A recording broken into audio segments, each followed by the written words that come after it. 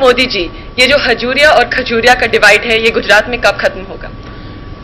इस चुनाव के परिणाम से आपको पता चल रहा होगा कि वो स्थिति गुजरात के मतदाताओं पर कोई प्रभाव नहीं कर रही है।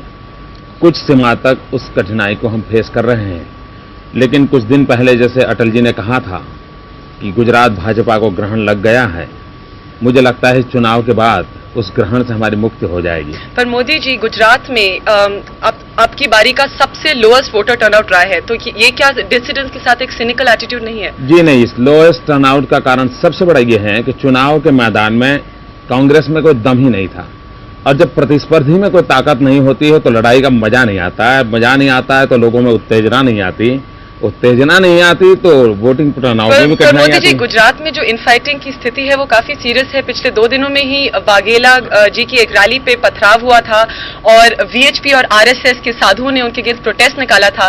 तो आप लोग गुजरात में अच्छा कर रहे हैं? आपकी जानकारी सही नहीं है।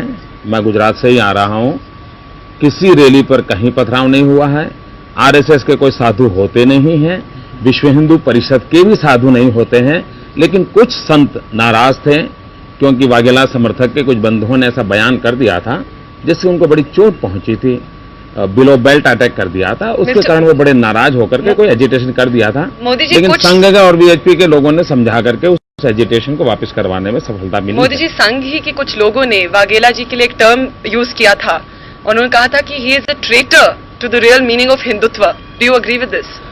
ऐसा है कि ठीक है, कुछ बार लोगों ने ये कहा है क्योंकि बीजेपी की सरकार जिस ढंग से चल रही थी और सितंबर की जो घटना हुई है तो बहुत गहरा आघात लगा है, लोगों को लगा है, कार्यकर्ताओं को लगा है, जनता को लगा है।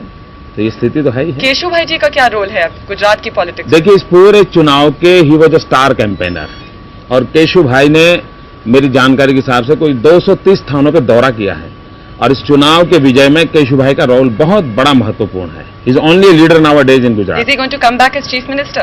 वाल ये तो मेरा विषय नहीं है, वो पार्लियामेंट्री बोर्ड का विषय है, वो तय करेगा। पर आप एक बात बताइए कि ये जो गुजरात में इनफाइटिंग है, is this not reflective of the larger divide between the BJP? सब लोग जानते हैं कि बीजेपी में एक फैक्शन है जो आरएसएस डोमिनेटेड है और एक फैक्शन है जिसको आप मॉडरेट फैक्शन कह लीजिए, तो ये बाद में प्रॉब्लम नहीं क्रिएट करेगा? मैं नहीं मानता। ये जो झगड़ा हुआ था सितंबर में, वो मिशन और एम्बिशन के बीच का था। ये कोई आरएसएस नॉन आरएसएस वाला झगड़ा नहीं। और मिशन किसकी थी? देखिए, एम्बिशन का संबंध आपको मालूम है, जिसको ओवर एम्बिशन हुआ उसमें से मुख्यमंत्री बनने के सपने। वाघेला जी से है? जी, मैं किसी व्यक्ति के नाम की आलोचना कभी करता नहीं हूँ। अच्छा मोदी जी, धन्यवाद। बहुत बहुत धन्यवाद।